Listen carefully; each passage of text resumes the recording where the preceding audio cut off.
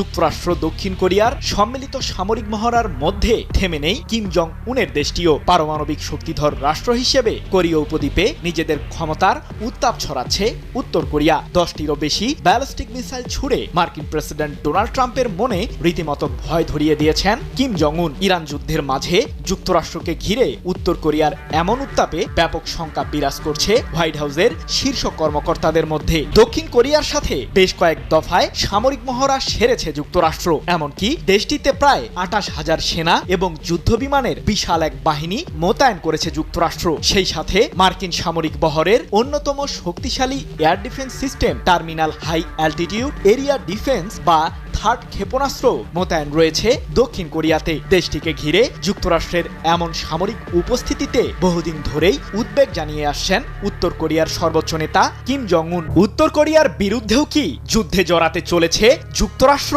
হঠাৎ দক্ষিণ কোরিয়া থেকে এয়ার ডিফেন্স সিস্টেম সরিয়ে নিচ্ছে কেন মার্কিন প্রশাসন? 420 কিলোমিটারের মধ্যে থাকা শত্রুপক্ষের আস্তানাতে নির্ভুল হামলা চালানোর প্রস্তুতি এরই মধ্যে সেরে ফেলেছে কিম জং উনের দেশটি। 12টি রকেট লঞ্চার উন্মোচনের মাধ্যমে নিজেদের পারমাণবিক অস্ত্রের সক্ষমতা দেখিয়েছে উত্তর কোরিয়া। এমনকি যুক্তরাষ্ট্র দক্ষিণ কোরিয়ার মাঝে সামরিক মহড়া চলার সময়ই কোরীয় উপদ্বীপে কমপক্ষে 10টি মিসাইল ছুড়েছে পিয়ংইয়ং। এগুলো আসলে কিসের ইঙ্গিত দিচ্ছে? ইরানের পর কি কোরীয় উপদ্বীপ হতে চলেছে যুক্তরাষ্ট্রের যুদ্ধক্ষেত্র?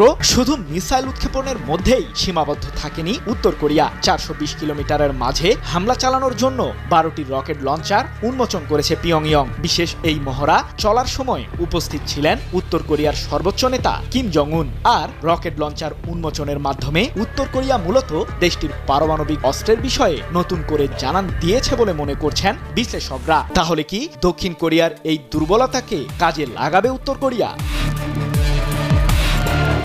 দক্ষিণ কোরিয়া থেকে এয়ার ডিফেন্স সিস্টেম সরিয়ে নিলেও মার্কিন সামরিক বাহিনীর বিষয়ে কোনো সিদ্ধান্ত নেয়নি হোয়াইট হাউস।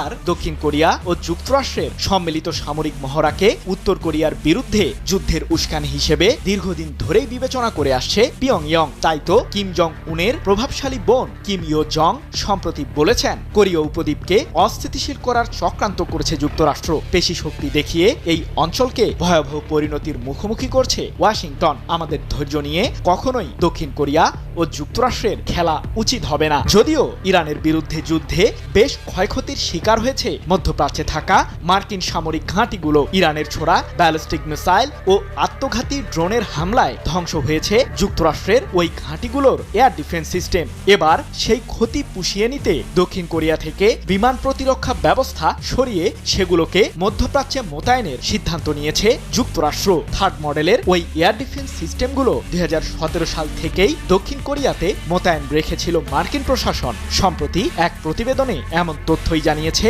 ব্রিটিশ সংবাদ মাধ্যম বিবিসি। তবে দক্ষিণ কোরিয়া থেকে এয়ার ডিফেন্স সিস্টেমগুলো সরিয়ে নিলে তা দেশটির নিরাপত্তার জন্য হুমকি তৈরি করবে বলে ধারণা সমরবিদদের।